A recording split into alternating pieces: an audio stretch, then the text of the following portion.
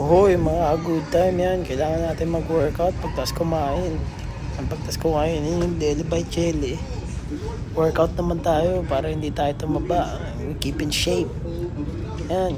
Yan ang trainer ko. Si Francis. Sinapak. Patay. Binigyan. Ay, naku, kanidang hapon yan. Pagtas ko kumain ng ng daily workout sa may roof deck ng condo. Yun, binigyan. Dalawa sa katawan. Yun, isa pa. Mintis, yung uppercut.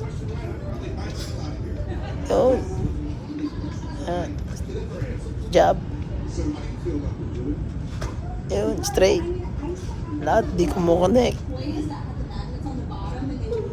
Atras muna. Susugurin na ako ni coach. Patay. Patay. Yun, bawi. Walang kumukonek sa akin. Bumalik siya. Yun, patay. Tinamaan.